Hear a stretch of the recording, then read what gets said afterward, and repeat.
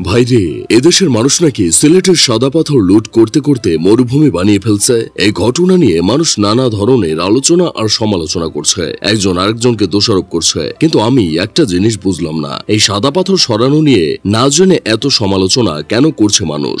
আসলে সিলেটের ভোলাগঞ্জে এই সাদা পাথরগুলো রোদে থাকতে থাকতে কালো হয়ে যাচ্ছিল, তাই আমাদের দেশের মানবতার ফেরিওয়ালা নেতারা এই পাথরগুলোকে রোদ থেকে সরিয়ে এসি রুমে নিয়ে যাচ্ছিল, আর আপনারা না বুঝেই সমালোচনা করছেন।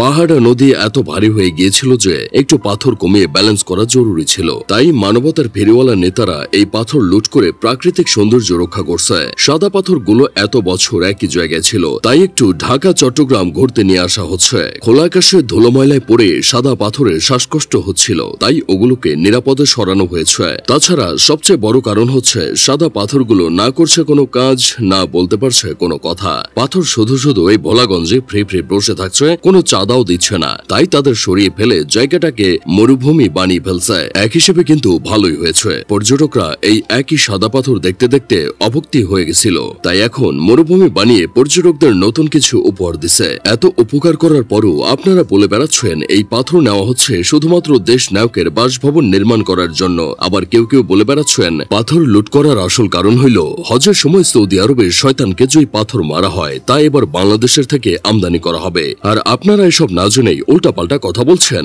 আপনাদের লজ্জা হওয়া উচিত। তবে এই পাথর লুট দেখে কিডনিতে পাথর হওয়া রোগীরা হাসপাতাল থেকে বের হয়ে সোজা সিলেটের উদ্দেশ্যে রওনা দিচ্ছে, কারণ তারা সেখানে গেলে তাদের কিডনির পাথরও নেতারা তুলে নিয়ে যাবে আর 40,000 টাকা বেঁচে যাবে। শ্রীলঙ্কার সরকার ছিল চোর, জনগণ ছিল ভালো, তারা ঘুরে দাঁড়িয়েছে। বাংলাদেশের সরকার ছিল চোর, জনগণ হচ্ছে ডাকাত। এদেশ ঘুরে দাঁড়ানোর আগেই উল্টা হয়ে পড়ে গেছে। এত কোটি টাকার পাথর লুট হওয়ার পর আমাদের পরিবেশ উপদেষ্টা এসে বলতেছেন উপদেষ্টা হয়েও পাথর লুট ঠেকাতে পারলাম না, অথচ মানুষ এসবের বিচারের আশা করছে। যেখানে এদেশের সরকারি একটা পাথর, সেখানে এই পাথর চুরির বিচার কিভাবে করবে? কবে জানি দেখব এই পাথর সরকারকেই এক দল লুট করে নিয়ে গেছে। আমার বন্ধু কেরামত বলতেছে এসব পাথর লুট করা শেষ হলে মনে হয় বিভিন্ন গ্রহে যাবে শুধুমাত্র পাথর লুট করার জন্য।